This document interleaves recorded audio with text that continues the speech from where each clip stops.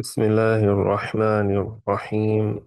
الحمد لله رب العالمين، والصلاة والسلام على سيدنا محمد وعلى آله وأصحابه الطيبين الطاهرين ومن اتبعهم بإحسان إلى يوم الدين. اللهم لا سهل إلا ما جعلته سهلا، وأنت تجعل الحزن إذا شئت سهلا. سبحانك لا علم لنا إلا ما علمتنا، إنك أنت العليم الحكيم. اللهم علمنا ما ينفعنا، وانفعنا بما علمتنا، وزدنا علما. وأسأل الله سبحانه وتعالى أن يرزقنا حسن النية وحسن الختام. May Allah give us the sincere intentions and the good ending. Ameen. So, inshallah, we will continue from where we left off last week. Most of last week we spent talking about the Mali Empire. And then we continued. That was a digression from the main topic.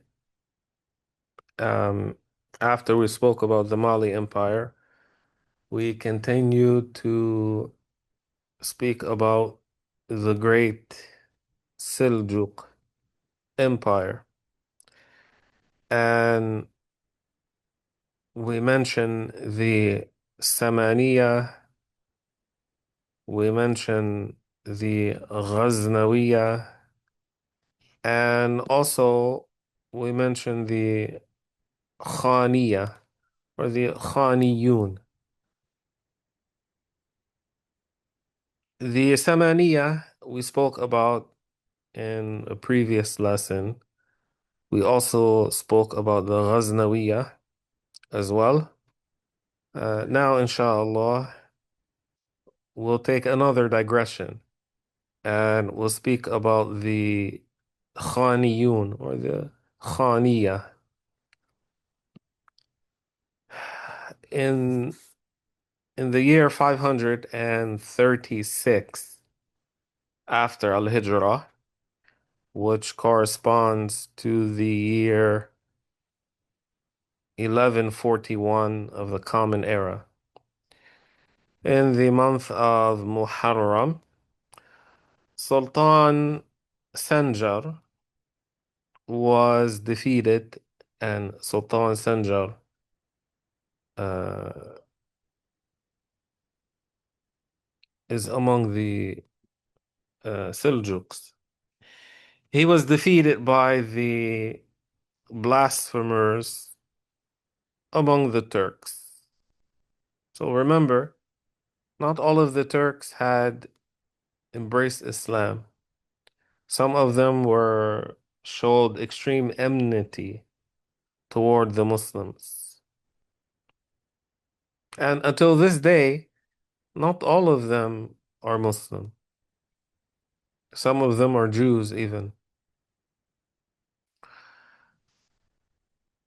Now, the cause of this defeat of Sultan Senjar was that Senjar had killed a son of Khwarazm Shah Utsiz ibn Muhammad.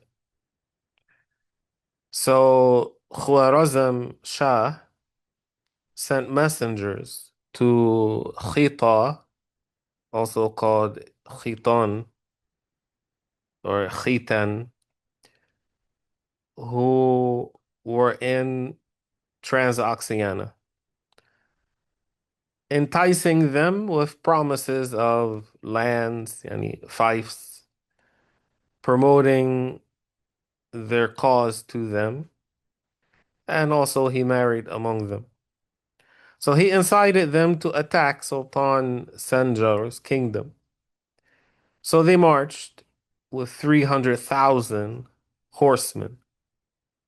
Sanjar marched against them with his armies, and they met in Transoxiana, where they fought the fiercest battle.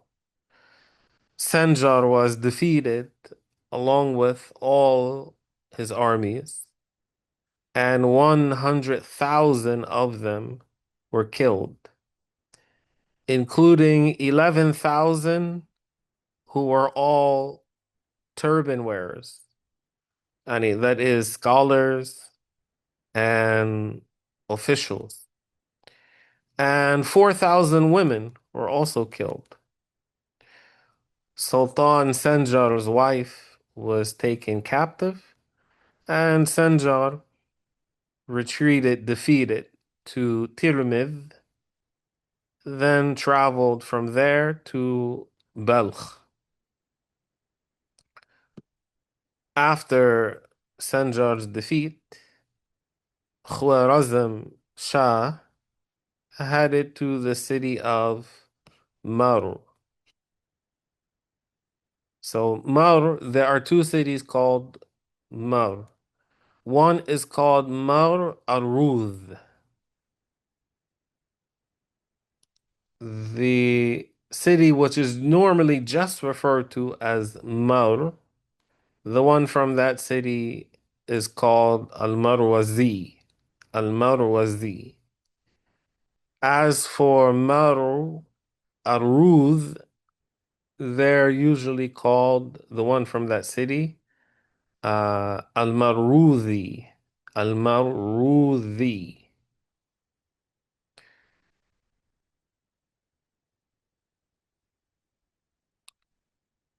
So after Sanjar's defeat, Khwarazm Shah headed to the city of Mar and entered in it defiance of Sultan Sanjar. He killed people there and he arrested Abu al-Fadl al-Kirmani, a famous Hanafi scholar, along with a group of other scholars, fuqaha, and other nobles of the city. Sultan Sanjar had been victorious until that time. No banner of his had ever been defeated. When this defeat befell him, he sent word to Sultan Mas'ud and granted him permission to govern Al-Rai and its dependencies according to the practice of his father, Sultan Muhammad.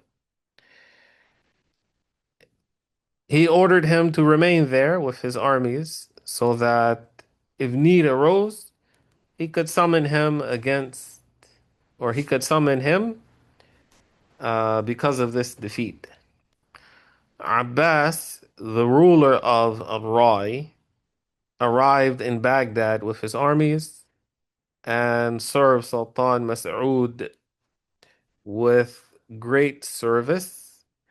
And the Sultan traveled to Al-Rai in compliance with his uncle Sanjar's command.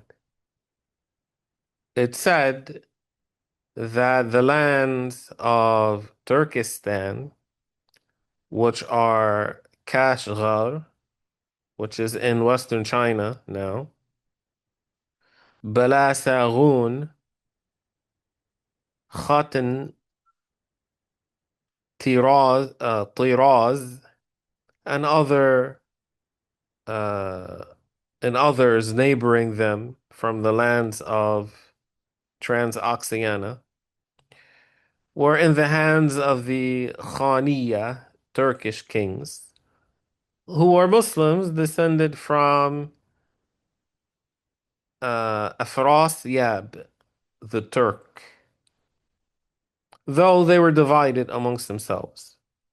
And remember, when we say Transoxiana or Ma Wara al-Nahr, we are talking about those uh, modern day Turkmen countries. So a part of Turkmenistan, Uzbekistan, uh, Tajikistan, Kyrgyzstan, Kazakhstan, and also what's called Eastern Turkmenistan, which is the western part of China. Most of the people in the western part of China, although the Chinese government has made effort to migrate people for various reasons, in people who are from the Han Chinese, for example, to migrate them into Eastern Turkmenistan. One is to dilute the population, and so the majority cannot, who are Muslims and who are Turks, they cannot incite an uprising against the communist government. But most of those Turks in Western China, they are Muslims, and they adhere to the school of Imam Abu Hanifa, radiyallahu anhu. Although in recent times, some of them have become Wahhabis. And they are usually the ones who travel to like Afghanistan and then to Syria to fight this and that. Many of those people who are Turkmens from Western China, they are Wahhabis. So as we said, the Khaniya or the Khaniyun, they were Muslims. Now the cause of the conversion to Islam of their first ancestor, whose name was Sabaq Qura Khaqan, Sabaq Qura Khaqan, he was the first to embrace Islam. The reason that he became a Muslim was that he saw in a dream a man descending from heaven, a man descending from heaven, and from the sky, who said to him in Turkish, accept Islam and you will be safe in this world and the next. So he embraced Islam in his dream. And when he awoke, he said the Shahada. When he died, his son Musa ibn Sabaq took his place, and the kingdom in that region remained with his descendants down to Arslan Khan, Muhammad ibn Sulaiman ibn Dawood, Baghra Khan ibn Ibrahim, who was titled Timghaj Khan ibn Ilak,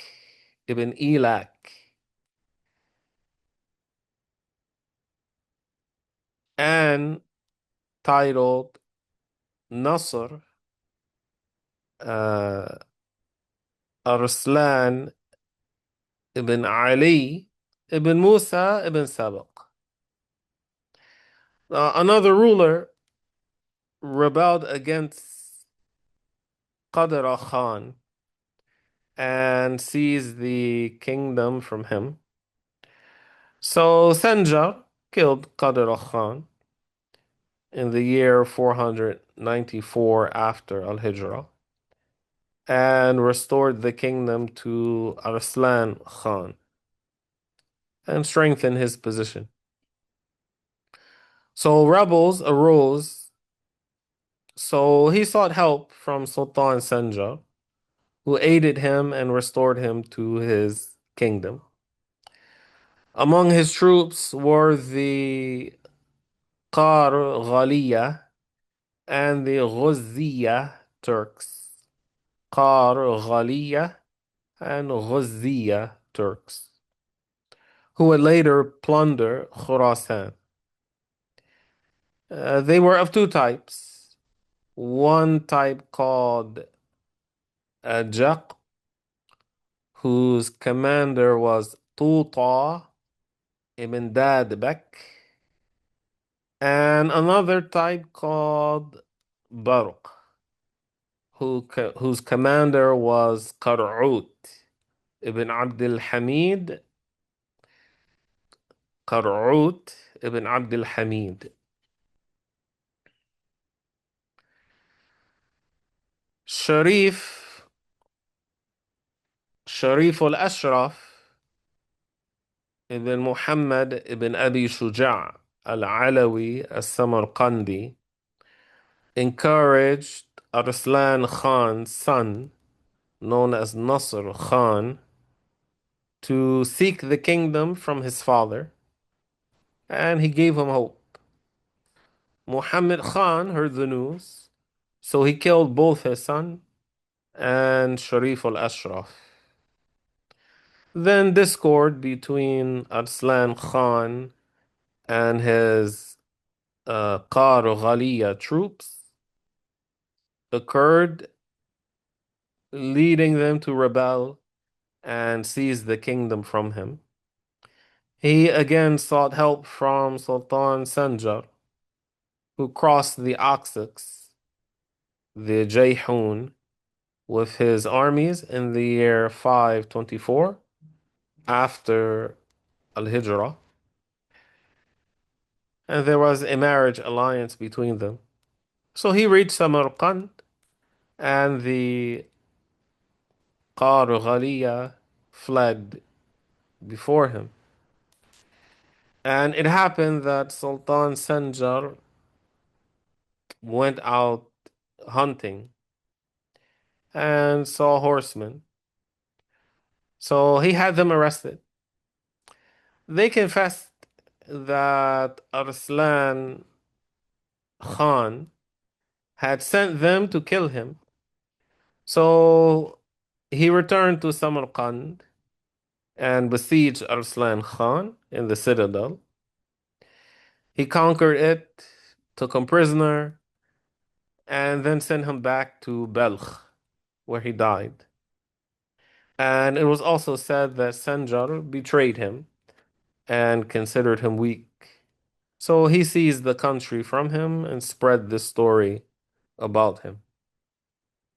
When he conquered Samarkand, he appointed over it Qilij uh, Tamghaj, Abu al-Ma'ali al-Hasan ibn Ali ibn Abd al-Mu'min, who was known as Hassan uh, Tikin or Tikin, who was one of the nobles of the Khanate house. Except that Arslan Khan had previously dismissed him. When he governed Samarkand, his reign was brief, and he died shortly after. Sanjar appointed in his place King Mahmud ibn Arslan Khan, Muhammad ibn Sulaiman ibn Dawood, Baghraq Khan, who was the son of the one from whom Sanjar had taken Samarkand. And this Mahmud was Sanjar's nephew. Now, before this, in the year 522 after Al-Hijrah, the one-eyed Chinese had reached the borders of Kashgar with a countless multitude of soldiers Their number only Allah knows. The ruler of Kashgar, Khan Ahmed ibn al-Hassan, and remember Kashgar and many of these other cities were along the ancient Silk Road. So some of these cities they were quite wealthy and prosperous. The ruler of Kashgar, Khan Ahmed ibn al-Hassan, prepared for battle. He gathered his troops and then marched out to meet him, to meet the one-eyed Chinese. They met and fought, and the one-eyed Chinese was defeated, and many of his companions were killed. Then he died, and Ku Khan, or Ghor Khan, the Chinese, took his place. Yani, this is what one-eyed Chinese, this is what he was referred to, the one-eyed Chinese. When he left China for Turkestan, the Khita Turks joined him. They had left China before him and were serving the Khanate rulers of Turkestan. Arslan Khan, Muhammad ibn Sulaiman, used to send 10,000 troops every year and station them on the passes between him and China to prevent any of the kings from making their way to his lands. They received stipends and fiefs for this. It happened that he became angry with them in one of the years and prevented them from accessing their wives so they would not reproduce. This was grave for them, and they did not know which direction to take, feeling perplexed. A great caravan passed by them, carrying immense wealth and valuable goods. So they seized it and brought the merchants, saying to them, "If you want your wealth, then show us a land with abundant pasture that is spacious enough for us and our possessions." The merchants agreed upon the land of uh, Bala Saghun, which is in modern day Kyrgyzstan, and you can find it on a map, that area. And so merchants, they agreed to show them this land, Bala Saghun, and so they described it to them. They returned their wealth to them, took the agents appointed to prevent them from their wives, and bounded them, took their wives, and then yani, they took these people, they tied them up, essentially their overseers. They tied those people up, and they took their wives, and then they left this area, and they traveled to Bela Saghun. Arslan Khan frequently raided and fought them, so they feared him greatly. When this lasted long for them and Ku Khan, the Chinese, emerged, they joined him. Their situation became grave. Their gathering uh, doubled, and they conquered lands of Turkestan. When they conquered a city, they would not change anything for its people, but would take 1 dinar from each house of the townspeople and others from the villages. As for the cultivated lands and other things, those belong to their owners. Okay, this was their way. Their way was not to rape and pillage and take slaves. Every king who obeyed them wore something like a silver tablet around his waist. That was a sign of those who obeyed them. Then they marched to the lands of Transoxiana. Khaqan Mahmud ibn Muhammad met them at the borders of Khujanda in Ramadan of the year 531, and they fought. Khaqan Mahmud ibn Muhammad was defeated and returned to Samarkand. The matter became grave for its people.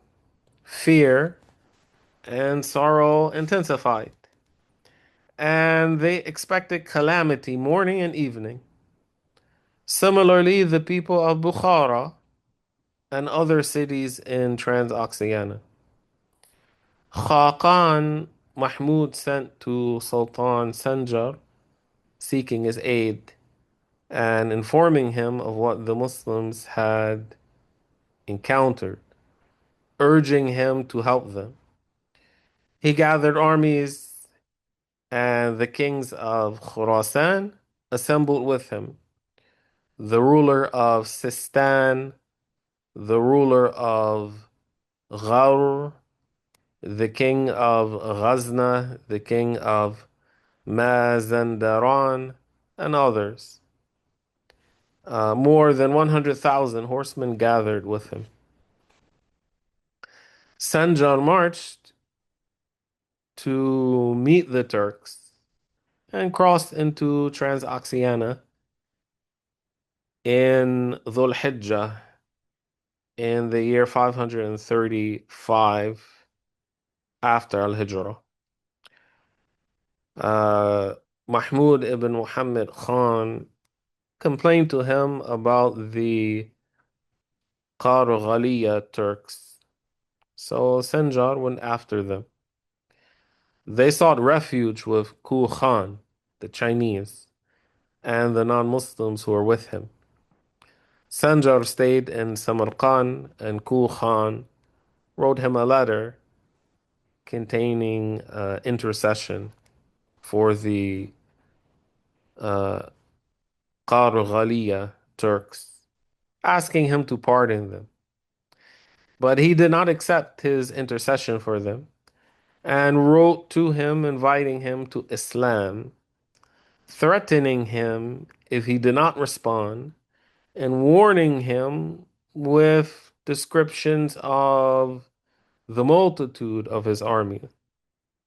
He described them and exaggerated their fighting capabilities with all types of weapons, even saying they split hairs with their arrows. So his wazir, Tahir ibn Fakhr al-Mulk, ibn Nizam al-Mulk, was not pleased with this letter, but he did not heed his advice and he sent it anyway. Uh, when the letter was read to Ku Khan, he ordered the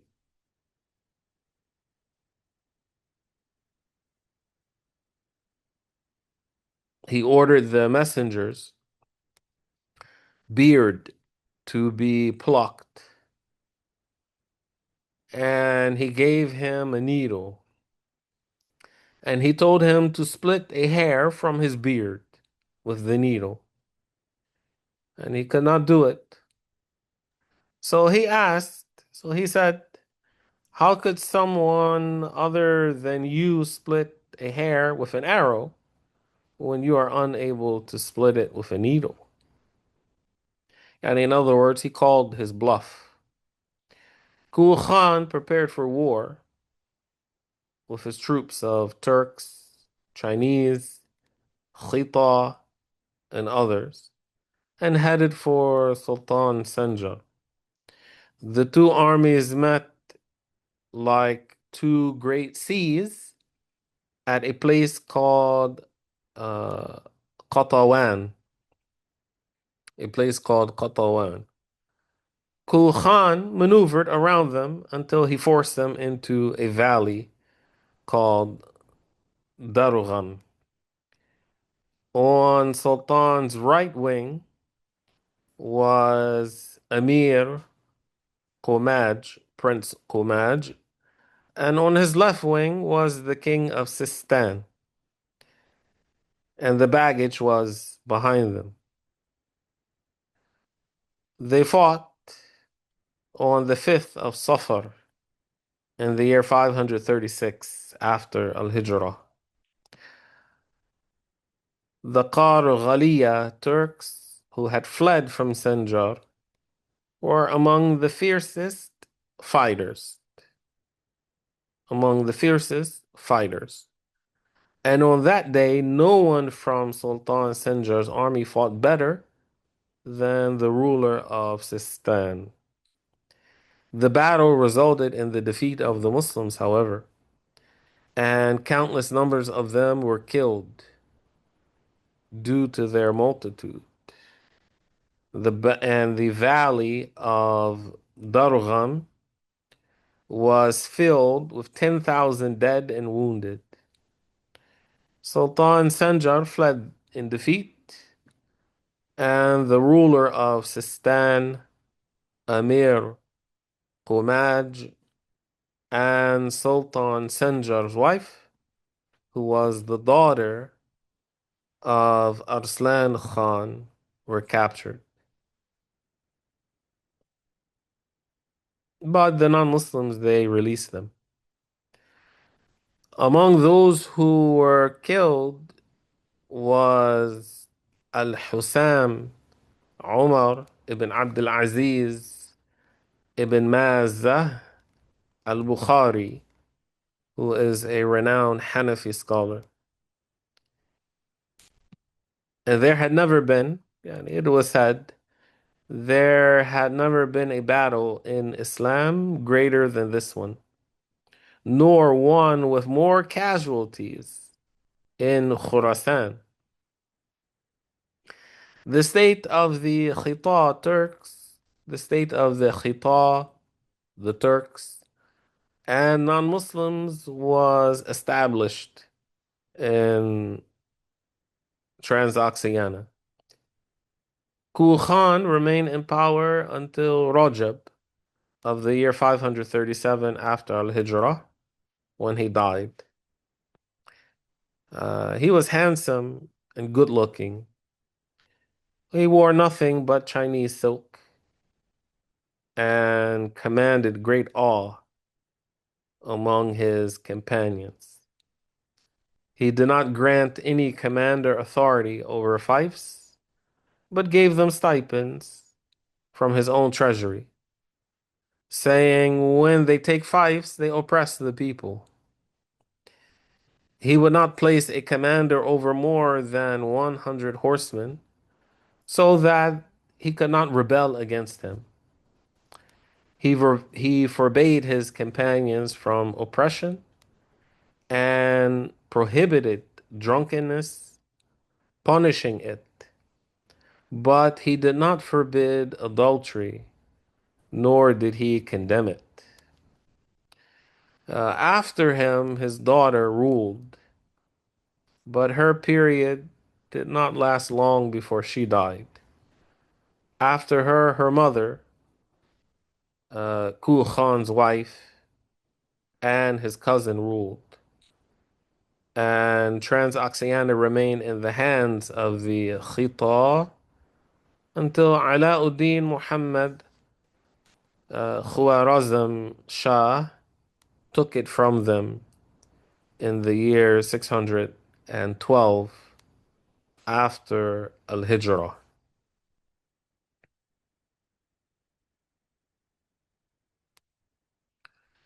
And so all of that is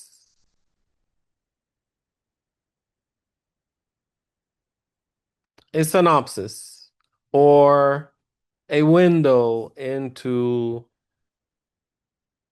the reign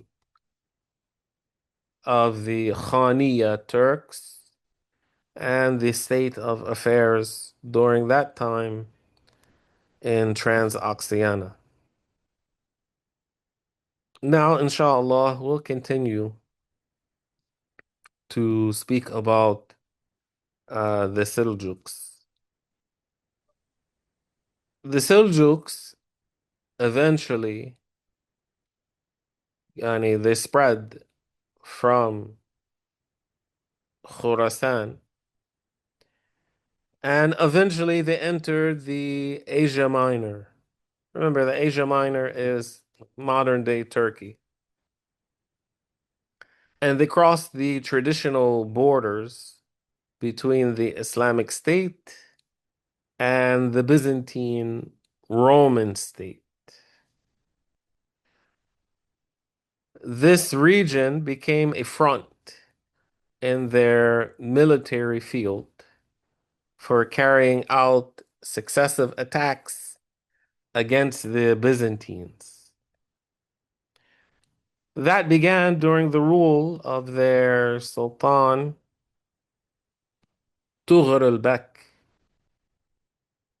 as they destroyed the Byzantine strongholds in eastern Asia Minor and the cities of Erzurum, Caesarea, and there's another city called or town called Caesarea, which is in Palestine. But this is a different Caesarea. And also Amorium and Konya.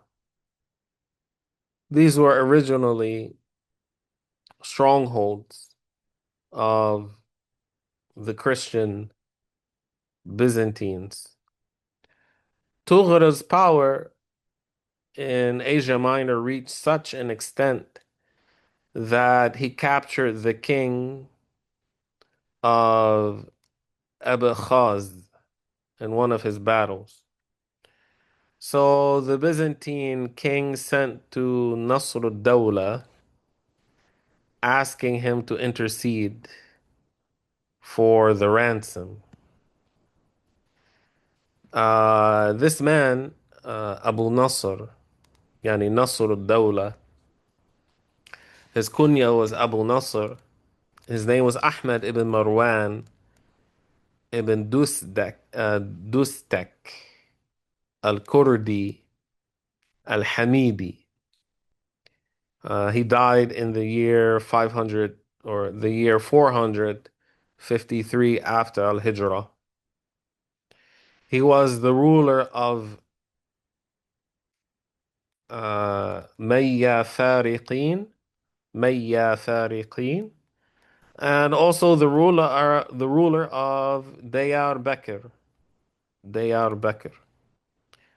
He ruled the lands after his brother Abu Sa'id Mansur ibn Marwan was killed in the fortress of al-Hatach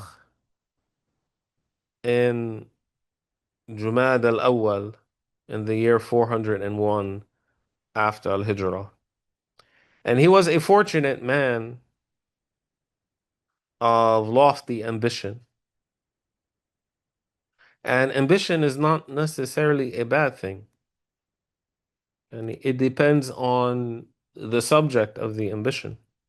And be ambitious when it comes to piety. Be ambitious when it comes to acquiring the knowledge of the religion. But be wary, be warned of ambition when it comes to the dunya.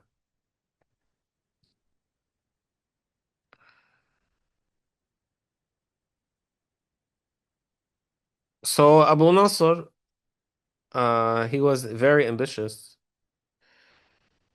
He excelled in governance and he had great determination. He also enjoyed pleasures and attained happiness to such a degree that description falls short in explaining it. Ibn al-Azraq al-Fariqi related in his history that it was never reported that Nasr al-Dawla confiscated anyone's property during his reign, except for one person whose story he recounted. He never missed the Fajr prayer at its proper time, despite his indulgence in pleasures.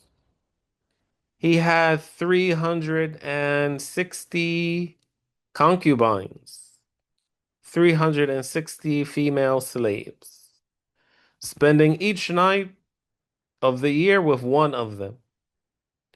So her turn will not come again until the same night of the following year. He divided his time. Some of it he spent looking into the affairs of his state, and some he devoted to his pleasures and gathering with his family and dependents. And he left behind many children, and the poets of his era sought him out, praised him. And one of the reasons the poets would seek him out, some of them, is so that he would gift them money. So they would write odes of poetry for him in praising him.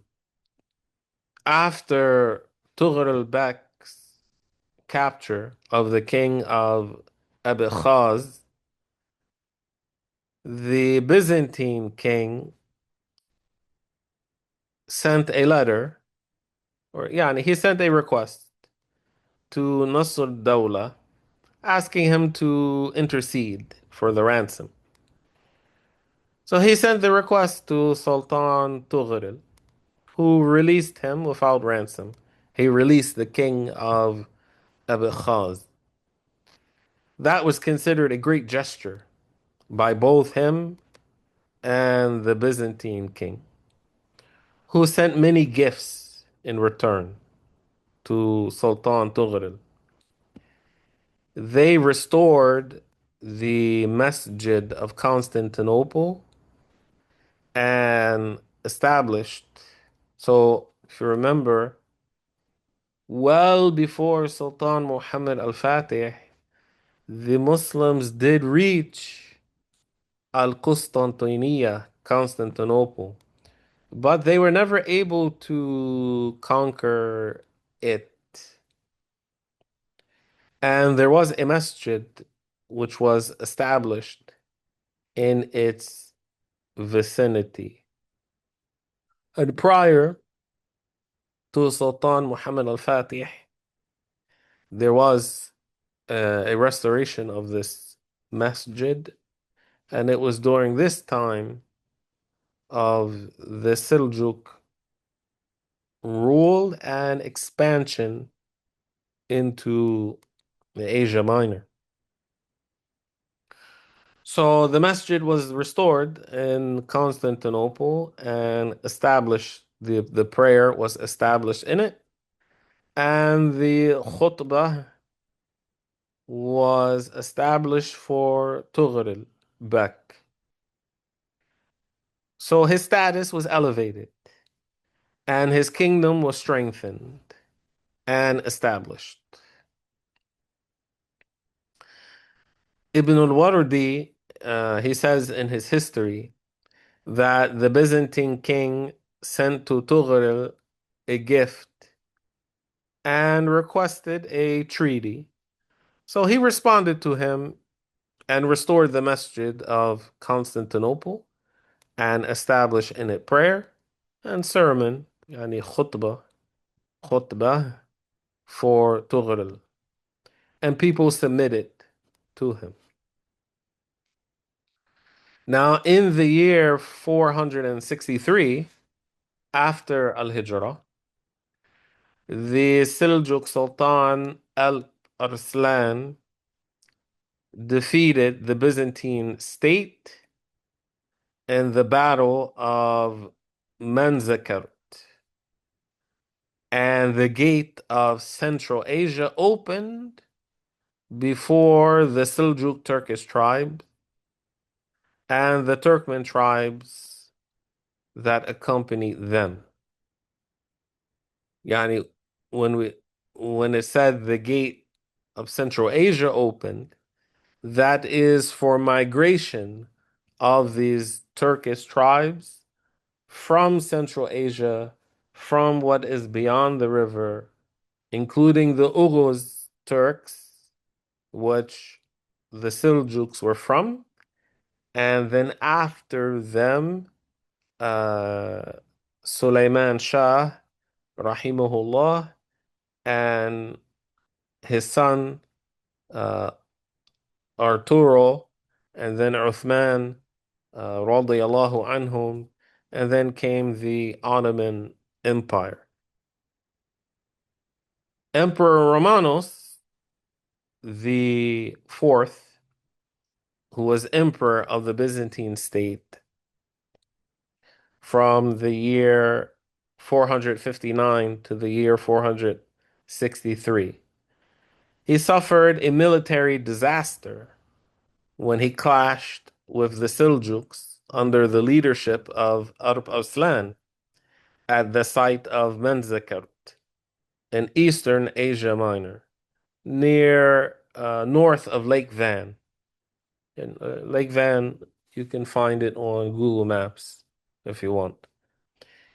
In that location, the emperor's army was destroyed, and Romanos the Fourth himself fell captive to the Seljuks, who did not release him except after harsh conditions. The Asia Minor region had an important role in the Byzantine state framework, whether from military, economic, or cultural aspects. Therefore, the Byzantine Empire was keen on not neglecting it. And likewise, the Muslims insisted on acquiring it due to what it represented in a decisive blow to the opposing state to them, and an important geographical and political expansion, and an important link in the chain of conflict between the two great powers in that period of history, which historians have conventionally called the Middle Ages. So,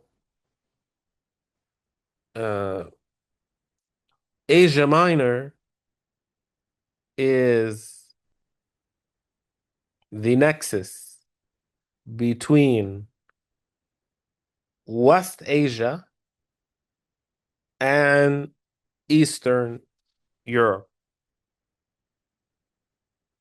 Although the Komnenian dynasty, and the Komnenian dynasty was a Byzantine imperial family that ruled the Byzantine Empire from the year 1081 to the year 1185, Common Era.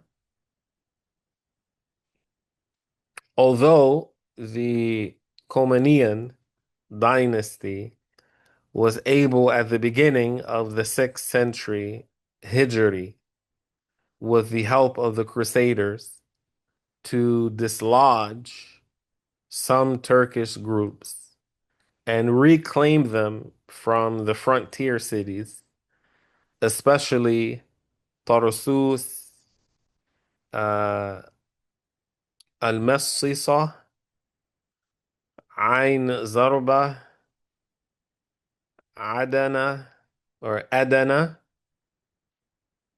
Mar'ash, Malatiya, Amid, Khilat, Manzikert, Qali or also called Qali Qala. Those are all frontier cities in the Asia Minor. Despite some Turkish tribes being dislodged from those areas, the Seljuk Turks were later able to return to penetrating Asia Minor. Then they advanced deep into it in the year 640 after Al-Hijrah.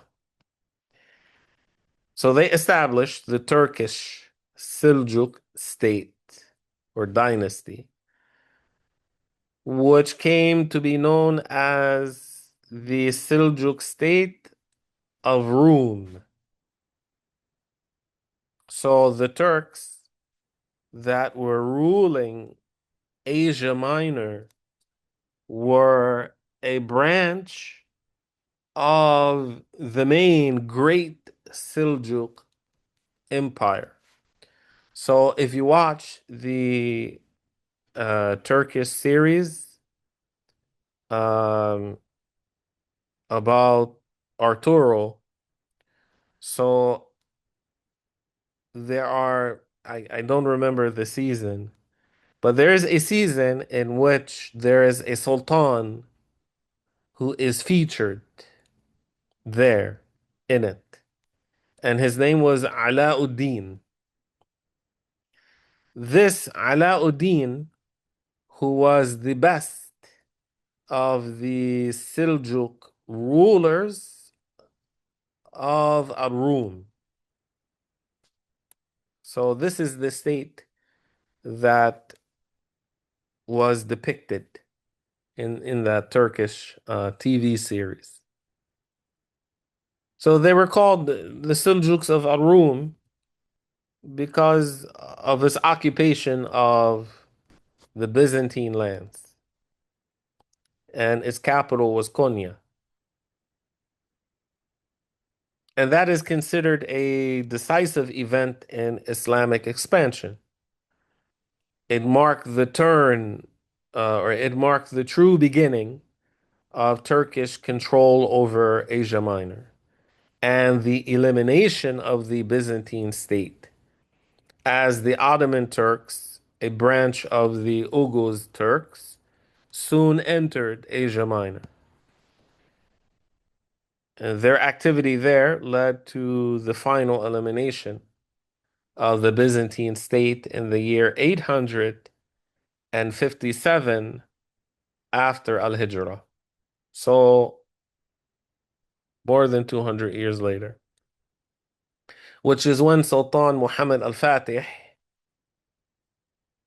al-Thani, the second, may Allah raise his rank, radiyallahu anhu, when he conquered Constantinople, al-Qustantiniya,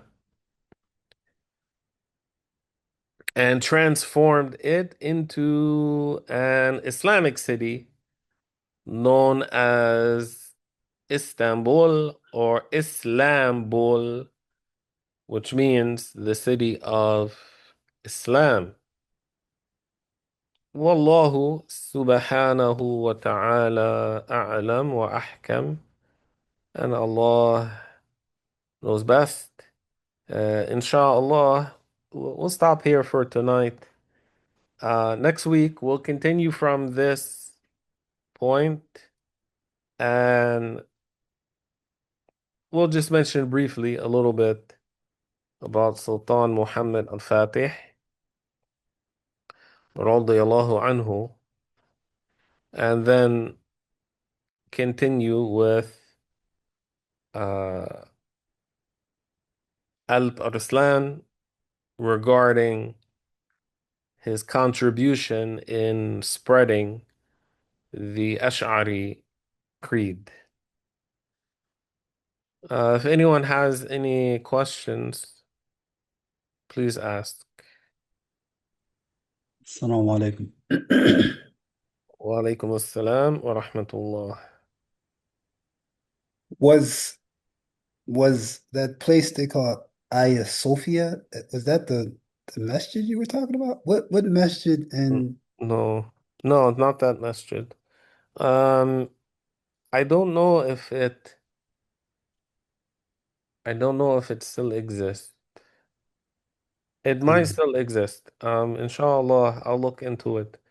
But Hagia Sophia was, it is, across from Masjid Sultan Ahmed. yes, Uh, Hagia Sophia was a church originally. yes. When Sultan Muhammad al-Fatih radiyallahu anhu conquered Constantinople, he purchased it. He bought it from Uh the Christians. Then he turned it into a masjid. yes. Yeah. What happened in it, once a land is a masjid, it is a masjid until the day of judgment. Nothing else. Um, Unfortunately, what happened in the 20th century, in in a bid of the Turkish government to join the European Union, to be considered a part of Europe, because they had rulers who wanted to whitewash the Islamic identity of the people. So they killed scholars.